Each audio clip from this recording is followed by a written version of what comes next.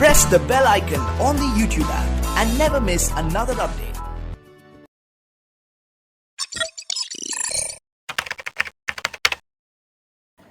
हाय दोस्तों, social stock exchange क्या है और रिटेल इन्वेस्टर को इससे क्या फायदा हो सकता है, इसके बारे में हम आज के वीडियो में बात करेंगे।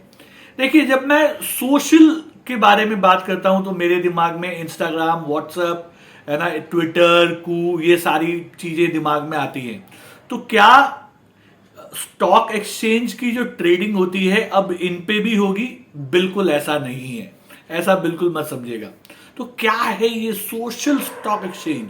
देखिए, बहुत सारी ऐसी संस्थाएं हैं जिसको हम एनजीओ बोलते हैं, जो लोगों की बेहतरी के लिए काम करते हैं।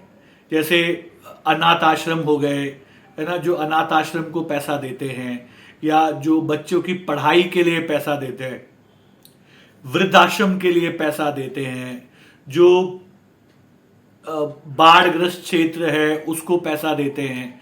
तो ऐसे बहुत सारी संस्थाएं हैं जो इस तरीके से काम करती हैं। कुछ जो औरतों के वेलफेयर के लिए काम करते हैं। तो बहुत सारी संस्थाएं हैं। इनका मेन प्रॉब्लम क्या होता है कि इनको फंडिंग जो होती है वो उतनी नहीं मिल पाती है।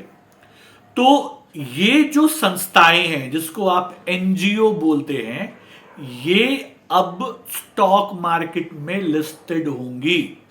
तो इससे इनको ये फायदा है कि इनको पैसा मिलेगा और इस पैसे से ये गरीबों की, या जिनको इन पैसों की सख्त जरूरत है, उनको वो देके उनकी मदद कर पाएंगे और इस समाज को और बेहतर बना पाएंगे।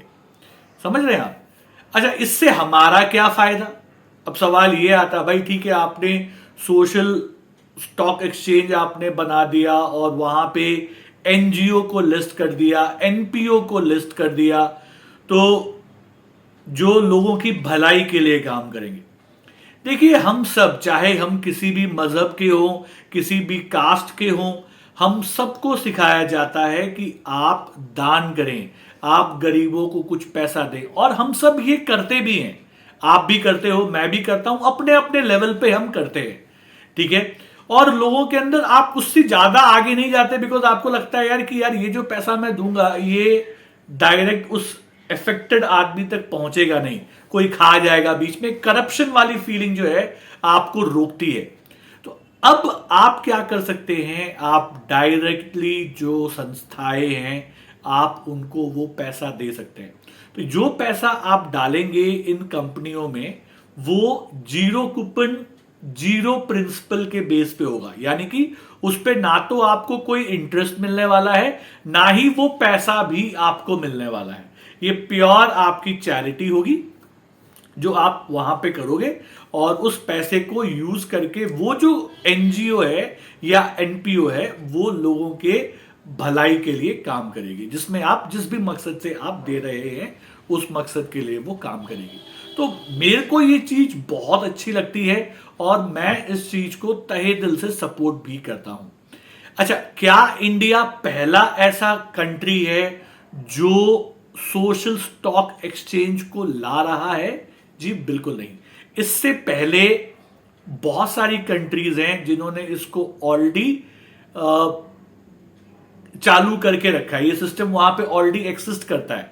जैसे आपका कनाडा हो गया, सिंगापुर हो गया, आपका जमाइका हो गया, ब्राजील हो गया, पुर्तगाल हो गया, है ना। तो ये सारी कंट्रियों के अंदर ऑलरेडी ये सिस्टम है जहां के लोग यहां पे सोशल स्टॉक एक्सचेंज में डोनेशन देते हैं।